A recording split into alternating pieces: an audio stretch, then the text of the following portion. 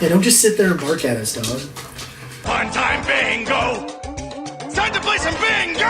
Ole! Warning, this series contains spoilers. Duh. Hello and welcome to Pulp Factions Catching Up. Hey. Today we're catching up on Dragon Ball Super? Yes. Sort of. I mean, Brandon wants to make me watch Super, which I've been wanting to do. I'd been putting it off, waiting for the dub. And now that it's here. But even then, I kind of had also just been putting it off because I wanted to consume it in larger quantity. And then, ironically, we just took a shortcut. Yeah. So rather than watching the first story arc, which is a recreation of the Battle of Gods movie, we just watched the movie. Yeah. But the English dub, which is quite good. I liked it. Yeah, and I was reminded after seeing, because I hadn't seen that. That was the first time I watched it since I'd seen. Like, back when it came out, I remember watching bits of it online. Yeah, I'd in seen Japanese, but I never watched the whole movie. I'd seen it first, and then I watched Resurrection F, and then I started Super from the beginning. Right. So I watched all of it again. Which is different, and somewhat. It's a little bit different, but it's the only thing that I think is different is that they take way longer to get through that story than just watching a movie than and they what's should. weird is the movie almost feels too long. The movie already feels a little bit drawn out in places. But If I'm going to critique anything about this film, it's that it drags its feet for an awful long time before it gets to anything that matters. Now imagine that happening over, like, 10 episodes of a show. So it would feel like Dragon Ball Z then. Yeah, it would feel like... There's whole season story arcs in Z that did the same thing. In the anime, it just Where the drags anime out. just drags out stuff that didn't need to be that way. No. That was something that I was surprised when I read because last year I read the original manga for the first time, and I was like, this goes a lot faster. Well, the manga is actually an adaptation of the anime, apparently. No, Dragon Ball Z. Dragon Ball Z's manga, yeah. The fact that so it was like, faster. here's a couple chapters and Frieza's done. Like, yeah, it's like the fight with Frieza doesn't take as long. Goku transforming into a Super Saiyan doesn't take 10 minutes. No. It takes 2 panels. Yeah. But it's like the Superman fighting Doomsday thing, where it's like the panels get bigger and the fight gets more intense to lead up to it. Anyway, Battle of Gods. Back on Battle of Gods. Wow, Beerus is a weird character if you don't expect him. Yeah. Like, he is so left field feeling. Mm-hmm. Like, he doesn't feel like anything that's been in Dragon Ball stuff before. He's so un-Dragon Ball, but also everything you'd expect from Toriyama. Oh yeah, from his introduction, you're like, this is really weird. But then by the point he gets his like little weird quirks, like getting angry at someone not eating pudding or not giving him pudding. Letting him have pudding. Though to be fair, that's also because Boo is a brat. Yeah, Boo is he's a total butthole about it. Now they're all mine. Licks all of them. But like, just the idea of this like character, Beerus as a character kind of makes sense if you've read anything else Toriyama's done. Oh yeah, like he feels a lot like someone you'd see in like Sandland, the little one-off book he did. Mm-hmm. That's about the demon kid living in a wasteland who's like the son of Satan. Beelzebub. Yeah, that was a fun storyline. Mm-hmm. I need to read that too. Yeah, or like it's also he's got that. He almost feels like something you'd see in Dr. Slump. Oh, yeah. Like Beerus, he's the level of weird that you'd expect him in that world. Except way more menacing. Yeah. I think one of my favorite things is that the dub, filling in places where there's clearly jokes that don't translate to English, they pulled a classic 4Kids Pokemon and made meta humor out of it. Although some of that I think actually is in the Japanese. Really? It's taking from Dr. Slump, like, when he did a whole lot of self-referential... likes to make self-referential jokes. Like, break the fourth wall. But it's like super... Oh, yeah. Super Saiyan God. A bit excessive, don't you think? Or one of my favorites, like how long is it going to take to get to the Kai world? And he's like, 24 minutes. Oh, yeah, like an average anime episode. The length of your average anime episode. I like the idea that just Beerus is a weeb who watches anime. Yeah. Is what that means. He knows anime. But anyway, so we meet Beerus. He is the Lord of Destruction, and there's this great moment where we have a flashback retcon to explain where he is. Or explain that what Vegeta has actually seen him him before. And the Vegeta's before. seen him before. That was kind of great. Another thing that was really fun is the way the movie opens with the, like, let's tell the entire plot of Dragon Ball up to now in under 10 minutes. Oh, yeah. That was really cool. It was just like a 5-minute thing of let's show scenes from the beginning of Dragon Ball to the end of Dragon Ball Z. Yeah, that was really awesome. Like, I really enjoyed that because it actually shows you just how far the journey really is. And it reanimates those scenes, and too. they look really nice. Yeah, it looked nice when they reanimated. Okay, that's the other one that is of note. Because this is a feature film that had a feature film production budget. Yeah. Animation is on a different level in this than you ever see especially in a Dragon Ball series. Especially compared to the show adaptation. I have heard about that, and I have seen the pictures on the interwebs. Yeah. I will insert them in the edit. Yeah. All the worst Goku faces. Yep, and just like any of the characters, like if they're slightly in the background, there's some really good scribble. There's some really good messed up eyes and faces in that. Just like I look forward to finding a Picasso Krillin. Yeah. I'm sure there's one out there. I think there's some good Gohans in there too. Yeah. Another thing I liked about this is Gohan doesn't suck. My biggest critique of GT was that they let Gohan become lame to the point where he's just pointless. Mm-hmm. And he isn't in this. He still has some semblance. I mean, he's a dork. Yeah. And he's being an idiot playing He's still around. doing like, his I'm the Great Saiyan. Great Saiyaman thing. Well, so what are we thinking? He has the Great Saiyaman suit in the watch, just like usual, but he somehow also had his normal gi on under his clothes that he was wearing. Yeah, we were talking about the fact that he so quickly was in his like Goku orange gi. But he also was he must have quickly had in the that Great Saiyaman suit. He must have had that under his clothes, and then the Great Saiyaman thing over it when he put on the Great Saiyaman outfit. Because he changes clothes like 3 times, like that. Yeah, within like 5 minutes. The only other answer we've got would be that Piccolo has taught him clothes beam, which I could also imagine happening. Clothes beam. Like I could actually imagine. Yeah. That Gohan's learned that technique from Piccolo. It's one of the most useful techniques. Because it is. It's like, I'm okay. I also like how Dende can not just heal wounds, he can heal clothing. Oh, yeah. Because Videl gets shot in the leg. I also love how they're so nonchalant about guns. Oh, yeah. They're like... Just shoot me in the face. I love the whole clip. Yeah, Gohan's like, this is a good bit. Shoot me in the face. Yeah, don't waste time shooting at my hands and legs. Wait a minute, you kids shouldn't have real guns. Yeah. But we have the Pilaf Gang as children, which they don't completely explain well, but why they are. But it's an offhand implication that they gathered the Dragon Balls somewhere in the time skip. Yeah, they gathered the Dragon Balls and asked for youth and became kids because Pilaf said it wrong. Yeah, like what they did. I think that's how GT starts. Yeah, is but them making the wish, and them and Goku turn into kids. Yeah. So they just wanted to have them as kids still, I guess. I think it's because they realized they're funny that way. Yeah. And it let them be kind of humor characters and foils for Trunks and Goten. Also, there will be a thing later on where it comes into play.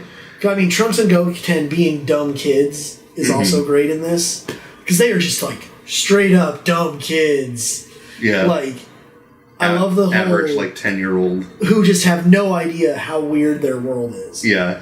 Like, the fact that they can fly or stop bullets or save the universe is not at all special to them. That little self-referential joke when Trunks flies over and Pilaf's like... Why would you fly? Jesus, why did you fly 24 feet? You could have walked. Because it's no big deal. I can fly, whatever. Yeah.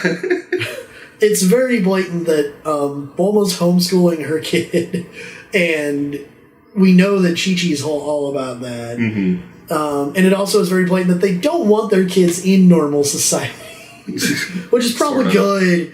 Like, I can't imagine Goten going to school like Gohan, but his whole life. Like, imagine Goten, stupid innocent little Goten, with the power to, flay a sun. Yeah. Right. Friggin' Super Saiyan little kid. He's a 10-year-old kid in Super Saiyan. Imagine him in, like, 4th grade. Yeah. In a regular 4th grade situation. I think she realizes that's not going to be an option. Like, I can't imagine him, like, trying to play handball. He just destroys the school. I bet that's gotta be part of it, right? Yeah. It's like, they know these kids are too powerful to keep around normal people. Yeah, exactly. It probably hurt someone too bad. But anyway, storyline drags its feet, but anyway, Beerus wakes up and is like, I dreamt about a thing. Let's go do the thing!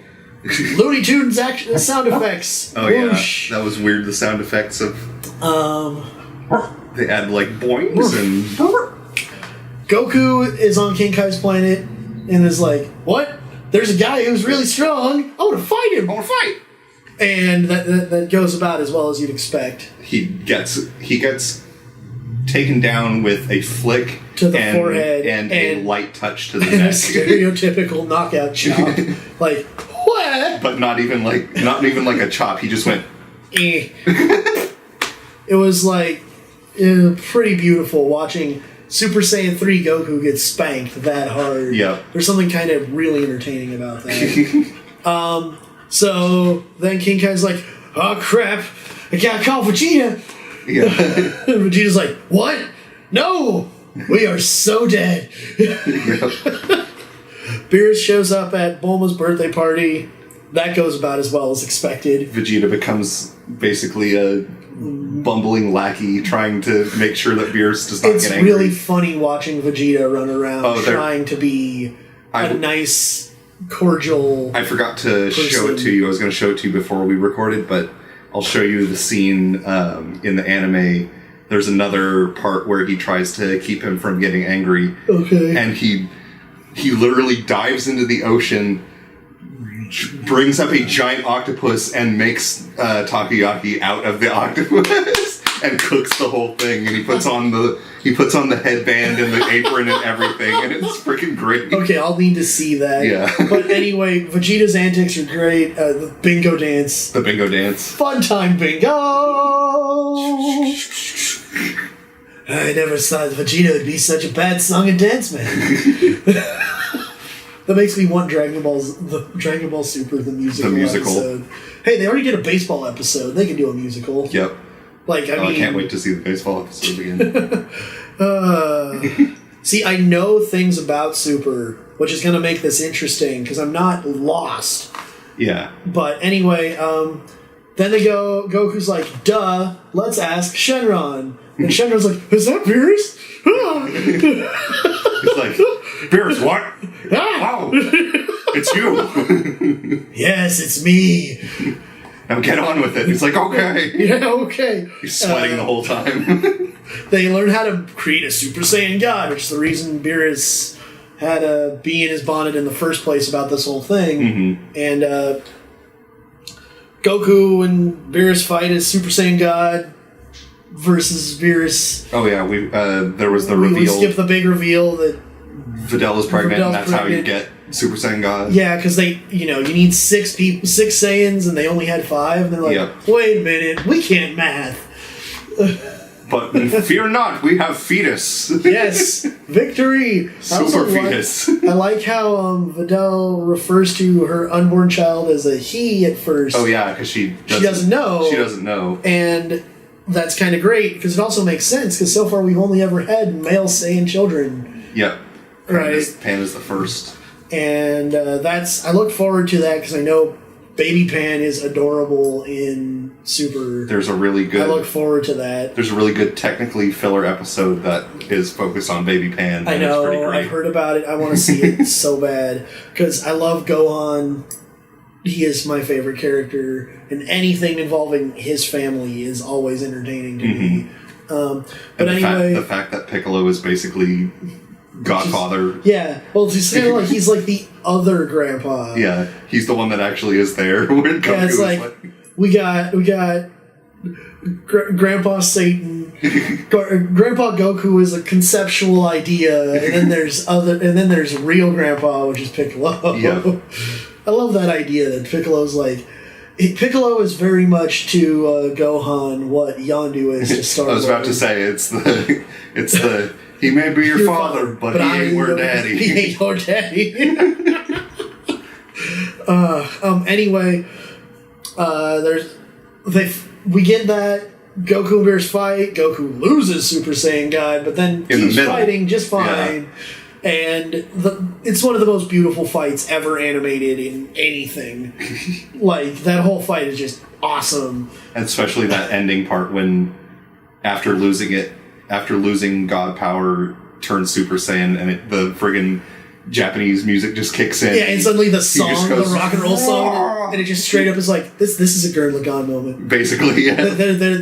Goku's drill is gonna pierce the heavens. Rah, fight the power. Goku is the drill.